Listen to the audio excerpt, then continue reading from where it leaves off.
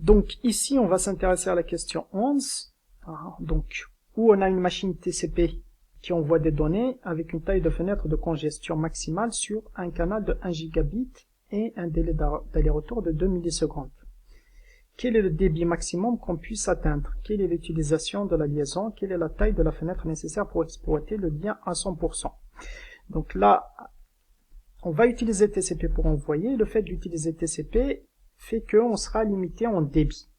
Limité en débit, pourquoi? Parce que le débit TCP il dépend de la fenêtre qui est annoncée par le récepteur.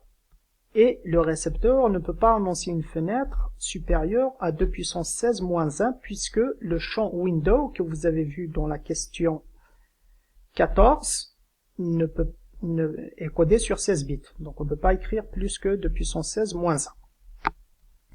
Donc on est limité par ça. Et en fait, la fenêtre réelle qui est utilisée, c'est celle qui est annoncée par le récepteur, celle que vous avez vue dans la question 14, et celle qui est obtenue en exécutant l'algorithme Slow Start et End Congestion Avoidance. Donc ce que vous avez vu dans les questions 12 et 13. Mais ici, on va s'intéresser au débit maximum. Donc on va supposer que ici, on a le maximum, et donc on va supposer que le client, il annonce toujours le maximum, c'est-à-dire de puissance 16 moins 1. Et par contre, ça veut dire quoi? Ça veut dire que l'émetteur, il peut envoyer jusqu'à 2 puissance 16 moins 1 octets sans attendre d'accusé de réception. Ensuite, il sera bloqué jusqu'à ce qu'il reçoive un accusé de réception. Et quand est-ce qu'il va recevoir un accusé de réception? Il faut au moins un temps d'aller-retour, puisque quand j'aurai envoyé les premiers octets, pour recevoir un accusé de réception, il faut que ces octets arrivent au niveau du récepteur, et il faut que le récepteur les accuse. Donc il faut au moins un temps d'aller-retour. Donc il faut au moins un temps d'aller-retour pour envoyer une fenêtre. Ce qui va nous donner le débit, donc en utilisant cette formule. Et donc vous avez ici, donc le débit réel, ça sera le débit TCP, et ça sera la taille de la fenêtre maximum divisée par le temps d'aller-retour. La fenêtre, comme elle est codée sur 16 bits, ça veut dire que la taille de la fenêtre maximum, c'est 2 puissance 16 moins 1. Mais ça, c'est en octets. Donc 2 puissance 16 moins 1 en octets. Donc je multiplie par 8 pour obtenir le débit en bits par seconde. Et je divise par 0,02 secondes. Donc j'ai ici l'unité qui sera en bits par seconde. Donc j'obtiens ça. Donc 262 000, je sais plus, 1, 2, 3, 1, 2, 3.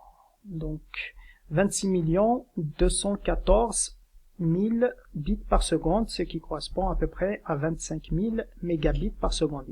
Il suffit de diviser le résultat par 2 puissance 20, puisque 1 méga c'est 2 puissance 20, et donc à ce moment-là on obtient 25 mégabits par seconde. Et donc c'est le débit maximum qu'on peut atteindre en utilisant TCP.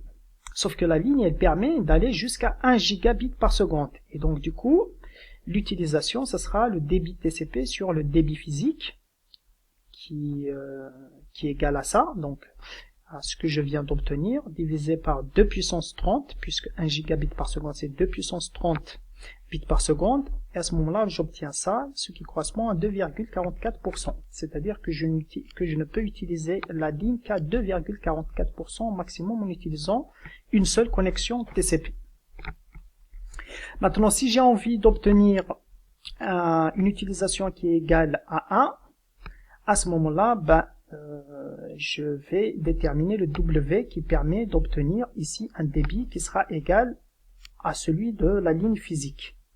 C'est-à-dire que l'utilisation est égale à 1, ou bien que le débit TCP sera égal au débit physique. Débit TCP, c'est W sur le temps d'aller-retour, égal au débit physique. En conséquence, W, ça sera le débit physique, multiplié par RTT. Le débit physique, c'est 2 puissance 30 bits par seconde, donc je divise par 8 pour obtenir en octets par seconde. Et ensuite, je multiplie par le RTT, par 0,02, et donc j'obtiens 200, j'obtiens cette donnée-là, donc j'ai 1, 2, 3, 1, 2, 3, et donc c'est 2 684 000 et 354 octets. Ça correspond à peu près à une fenêtre de 2,5 mégaoctets. Donc, il faut une fenêtre de 2,5 mégaoctets par seconde. Donc aujourd'hui, donc dans les anciennes versions de TCP, la fenêtre évidemment était codée uniquement sur 16 bits. Aujourd'hui, on a une option qui permet de multiplier la fenêtre par un facteur qu'on peut négocier au moment de l'établissement de la connexion TCP. Donc ce facteur-là, il est codé sur 1 octet, et si le facteur est égal à 3, ça veut dire qu'il faut multiplier la fenêtre par 2 puissance 3.